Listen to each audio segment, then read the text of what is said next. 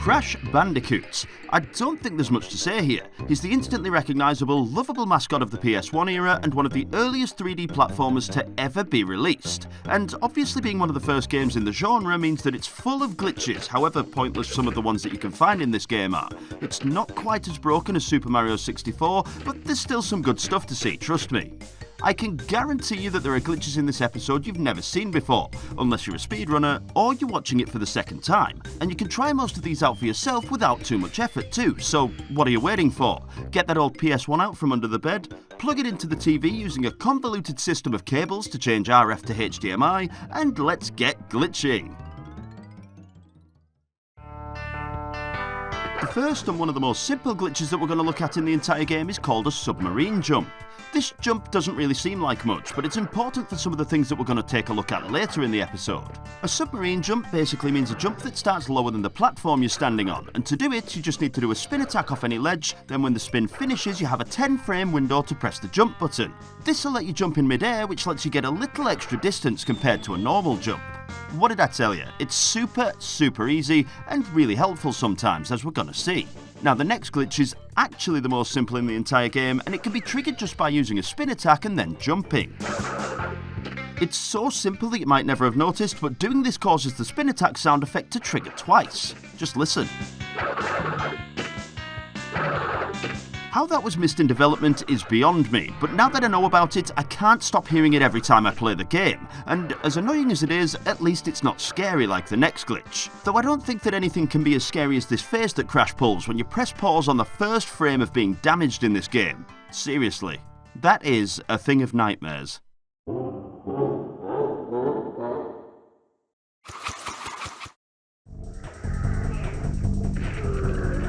This is one that apparently tons of kids triggered by accident back in the day, which I really struggle to believe they managed to do this, but it made them terrified that Brio was going to smash through the TV.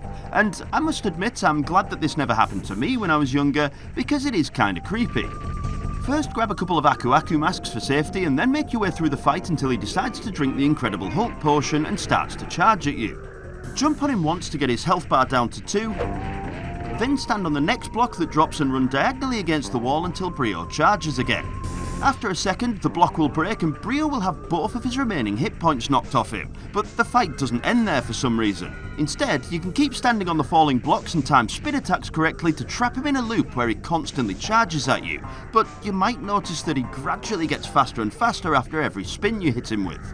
If you can keep up this pattern of jumping on the block and hitting him for about 3.5 minutes, he'll start to move so fast that he glitches out massively, flashing every other second, sound effects sounding like a stampede, and yeah, it's clearly not right. He'll still follow your movement across the room from left to right, and getting too close seems to get you trapped inside of him, which will cause you to lose a life, obviously. But if you make a well-executed jump across the room from one of the fallen blocks, you can still defeat him. And Brio isn't the only boss with a glitch either, because you can trigger a Softlock in the Ripperoo, Papu Papu, and Koala Kong fights, but it's a pretty precise one to get right. To trigger it, you have to defeat any of the bosses and take damage on the exact same frame as Crash's celebration animation starts.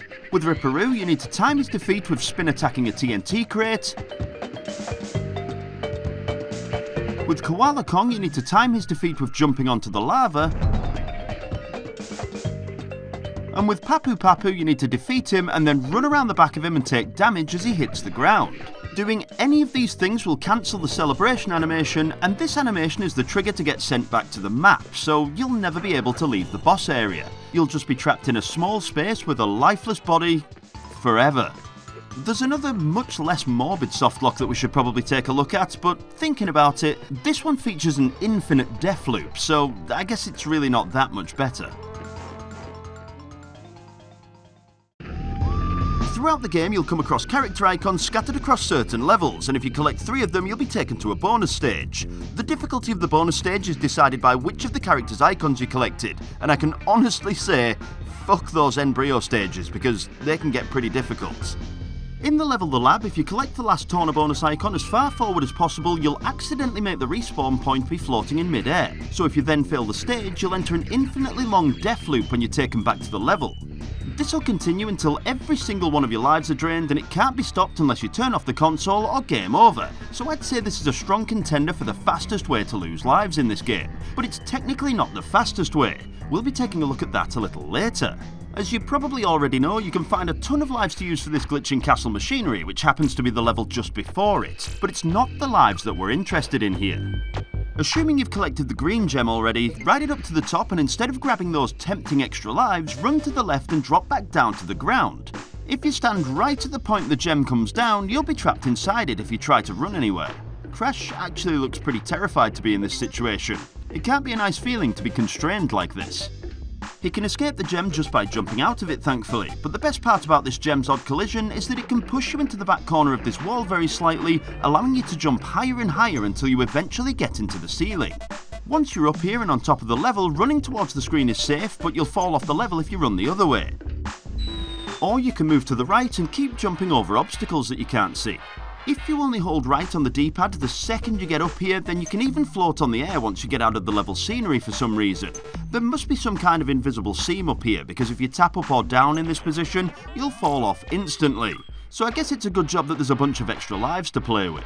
I wouldn't waste them on this though, because if you have about 50ish lives you can find another really confusing glitch in the Ripperoo fight. And don't ask me how I found this, because it was pure luck, and it turns out it's never been seen before, so that's another glitch discovery for this channel.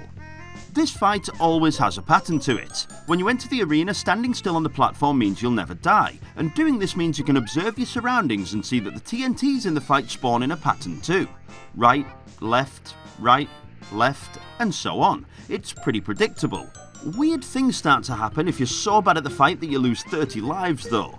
If you stand still on the platform after losing this many lives, you'll see that the TNT crates only start to spawn after Roo has jumped around 5 times, and I have absolutely no idea why, but the more lives you lose, the worse it gets. After 37 lives lost, the pattern of the TNTs changes drastically, and again, playing it at 2000 frames per second shows you how sporadic the TNTs are now. The pattern changes constantly for every life you lose from here, and eventually this stops spawning altogether, so the fight becomes unbeatable. And it still doesn't stop there, because after about 45 lives, Ripperoo himself stops spawning. I doubt there's anyone out there that couldn't beat him after 45 lives, and it's impossible to get that many lives before this fight anyway, but if you do somehow manage to do it, the fight is double unbeatable. My only tip to avoid running into this glitch would be to get good.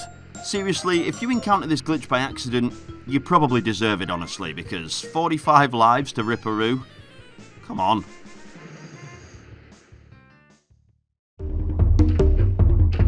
I'm sure you already know if you've played the game before that Crash 1 can have some really weird collision. The sides of levels can work in weird and wonderful ways which you've probably seen for yourself when playing normally. He can kinda walk on the edges of levels in certain places and it just doesn't look right. There's a perfect example of this at the end of Boulder Dash. Once the boulder is done chasing Crash down these platforms, he shouldn't be able to get back to the main part of the level, but thanks to the weird collision that we're talking about, you can use the edge of the giant pit to work your way all the way back up there. I'd say that it was completely pointless coming back here, but it's actually not. I missed Wumpa Fruit, so it was totally worth it. If you walk back up to the start of the boulder chase section, you'll see that the boulder doesn't respawn, and the previous boulder is still blocking the path to go any further back, so, ending the sarcasm, it is actually completely pointless to do this, but the edge jumping isn't a one-time thing, and can even lead to some out of bounds in a few places too. Generally, if you just try jumping against walls and scenery, you'll often find weird collision. Since we're already in Boulder Dash, take the gem path at the end of the chasing sections, head to the teleporter, and you'll be able to find a section of the wall that if you're lucky, jumping against will let you hop to the top and over the room into the abyss before dying. The gem path here has a bonus issue that they didn't account for too.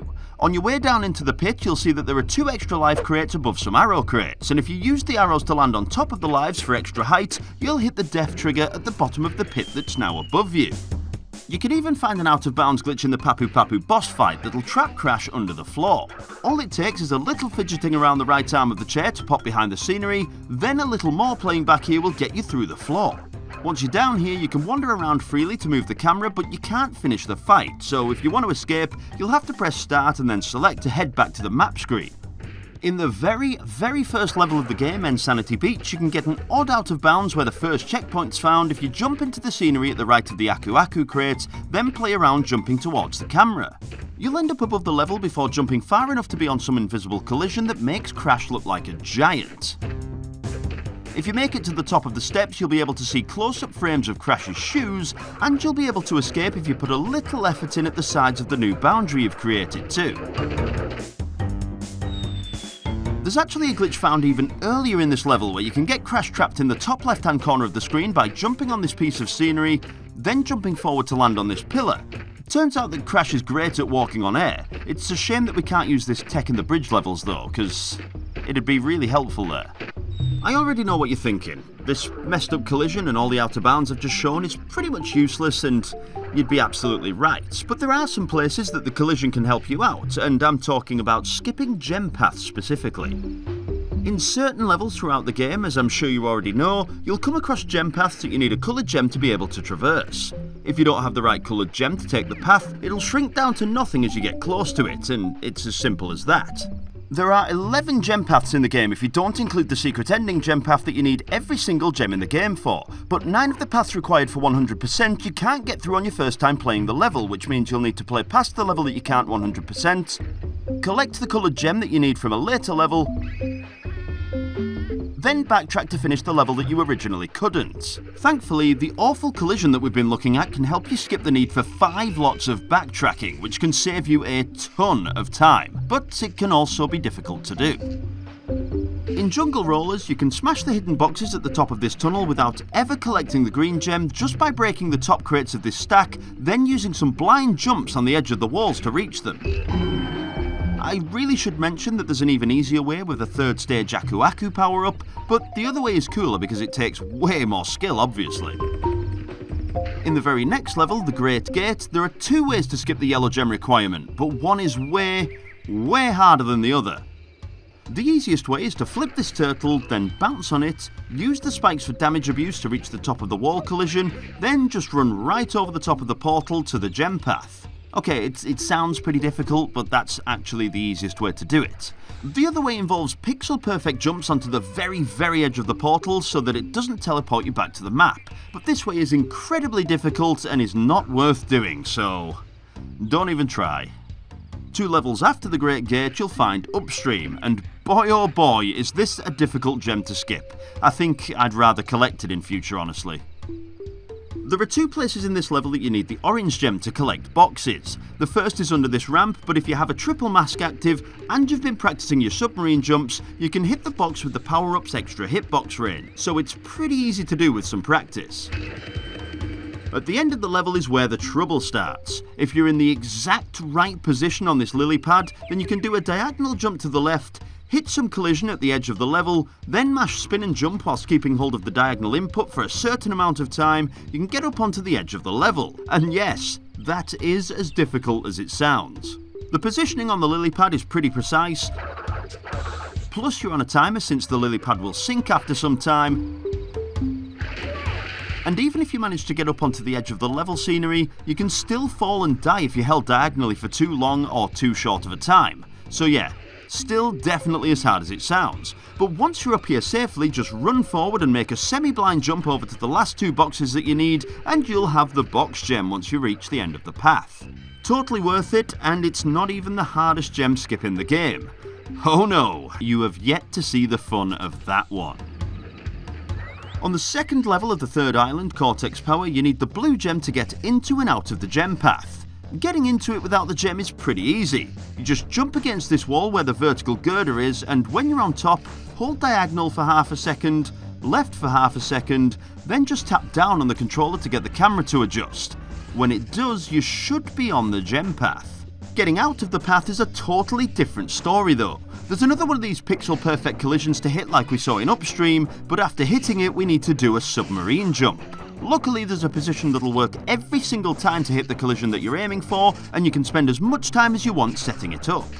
When you reach the end of the path where these 2 lightning rods are, stand in this position to the right of them, press pause, and whilst the game is paused, hold diagonally up and left on the controller. This makes it so that when you jump over the toxic waste, you're guaranteed to hit the collision on the wall. So with diagonal pressed, unpause the game, jump towards the wall and use a submarine jump to make it to the other side. Okay, I am making this sound way easier than it actually is, but trust me, this only took around 10 minutes to learn using Teb's tutorial linked in the description, so I'm sure you'll pick it up easily. Then we move on to Rolling Stones, and this one's difficulty dwarfs the other gem path skips in my opinion, and I'm not even going to go into the minor details of it because I still don't fully understand it, but I got it to work once and that's all that matters, and even describing it is a pain in the ass. When you reach the blue gem path, you've got to walk off the platform that the roller is moving on, move to the left, move around down here a little so that the camera adjusts, pause, move back, break the boxes, adjust the camera again, do some complicated jumping and directions, and eventually, if you have skill or just pure luck on your side like I did, you'll escape the pit without dying. This is by far the hardest out of any of the gem skips, and if you want to try it for yourself for some totally unknown reason other than causing yourself stress, then a link to Klaxy's tutorial for it is in the description, but I do not recommend trying it out. This takes way too long to learn, you'll only benefit from it if you're a speedrunner, and this, I don't even know what to say, wasn't worth the time. To conclude the jank, just jumping against the sides of levels for yourselves could wind up giving you some great results and full out of bounds experiences, so it's something you've just got to play around with for yourselves and see if you can find the next big out of bounds in this game.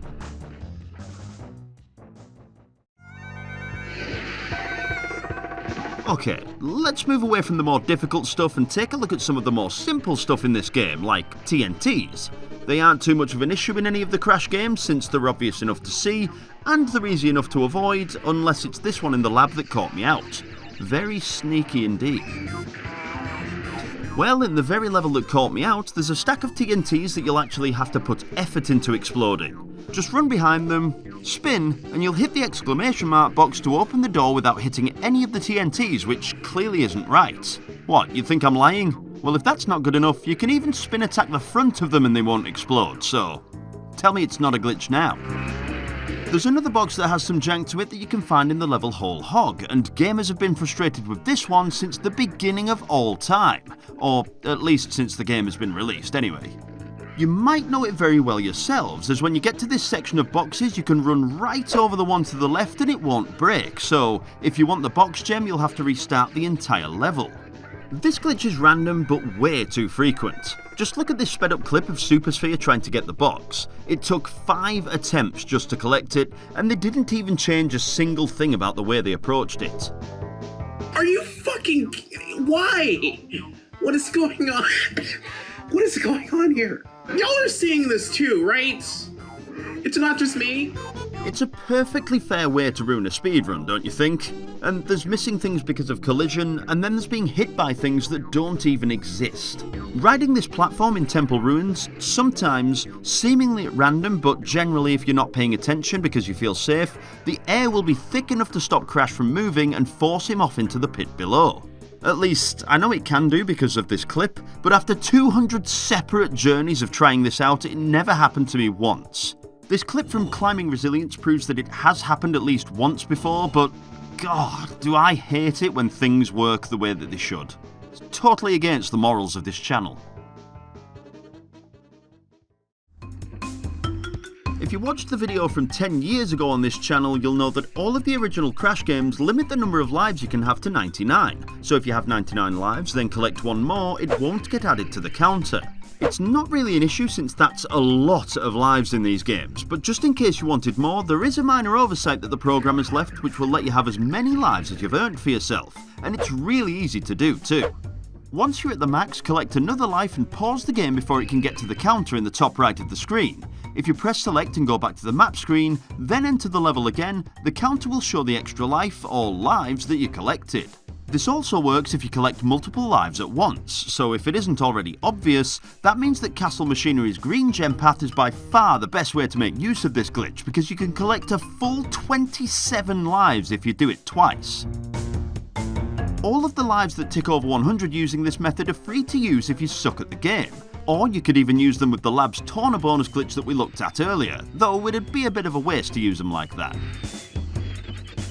One thing to note and be careful of is that if you ever let a single life reach the counter in the corner, the game will realise something is wrong and force you back down to 99.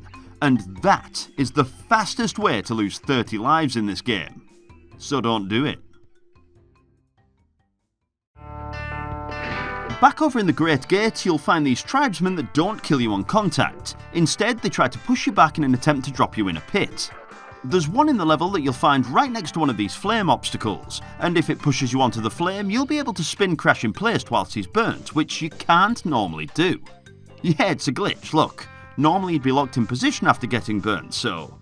yeah, 100% a glitch. Probably the worst one in the game, but still a glitch. We can't neglect them, just because of the bad.